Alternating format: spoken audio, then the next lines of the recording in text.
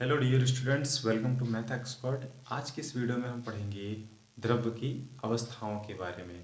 देखिए, इसके first part के वीडियो में हमने जाना था कि पदार्थ क्या होता है। आज की इस वीडियो में हम जानेंगे कि पदार्थ की कितनी अवस्थाएं होती हैं। देखिए, प्राचीन समय से ही मनुष्य अपने आसपास की जितनी भी चीज़ें हैं उन सभी को समझने का प्रयास कर रहा है।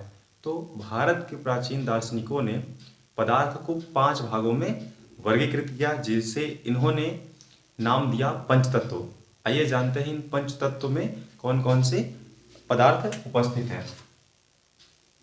पहला जल, दूसरा वायु, तीसरा पृथ्वी,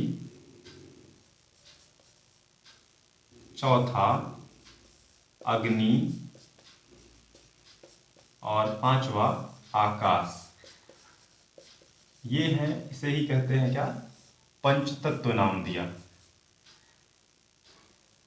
पंचतत्व, इसे हमारे भारत के प्राचीन दार्शनिकों ने पंचतत्व का नाम दिया।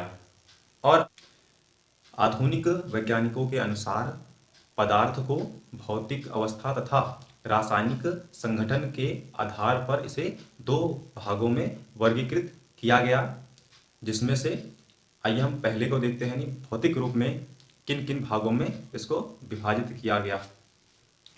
देखिए, भौतिक अवस्था के आधार पर वैज्ञानिकों ने पदार्थ को 3 अवस्थाओं में वर्गीकृत किया, जो इस प्रकार हैं: ठोस, द्रव तथा गैस। ये 3 अवस्थाएं हैं जिसको भौतिक अवस्था के आधार पर वर्गीकृत किया गया। आइए अब हम देखते हैं कि रासायनिक संगठन के अनुसार कितने वर्गों में इसको वर्गीकृत किया गया। ये रासायनिक संगठन के आधार पर पदार्थ का वर्गीकरण। ठीक है, तो देखिए, पदार्थ को रासायनिक संगठन के अनुसार के आधार पर इसे 2 वर्गों में विभाजित किया गया। पहला शुद्ध पदार्थ और दूसरा मिश्रण।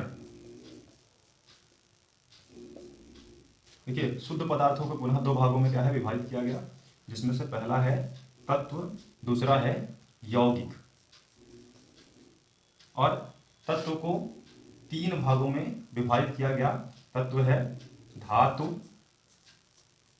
दूसरा है अधातु और तीसरा भाग है इसका उपधातु।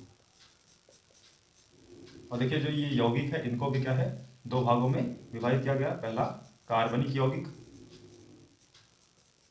और दूसरा है अकार्बनिक यौगिक। ठीक है, तो शुद्ध पदार्थ को 2 भागों में विभाजित किया गया, तत्व और यौगिक। और तत्व को 3 भागों में, धातु, अधातु और उपधातु में, और यौगिक को कार्बनिक और अकार्बनिक में विभाजित किया गया। अब देखिए, जो मिश्रण है, मिश्रण को 2 भागों में क्या है, विभाजित किया गया। पहला समांगी मिश्रण और दूसरा विषमांगी मिश्रण। इस पदार्थों को वैज्ञानिकों ने भौतिक अवस्था के आधार पर, रासायनिक संगठन के आधार पर वर्गीकृत किया था। लेकिन अब क्या है, वैज्ञानिक क्या है, 2 नए पदार्थों के ऊपर चर्चा कर रहे हैं, जिनको मिलाकर अब कुल 5 प्रकार के, यानी 5 अवस्थाओं में पदार्थ को बांट दिया गया है। देखिए, जैसे क्या है, बोस-आइंस्टीन कंडेंसेट पहला, दूसरा है ठोस और तीसरा द्रव और चौथा गैस और पांचवा है प्लाज्मा। इन 5 भागों में क्या है, अब पदार्थ को वर्गीकृत कर दिया गया है। ठीक है, इस पे क्या है, वैज्ञानिक अभी चर्चा कर रहे हैं।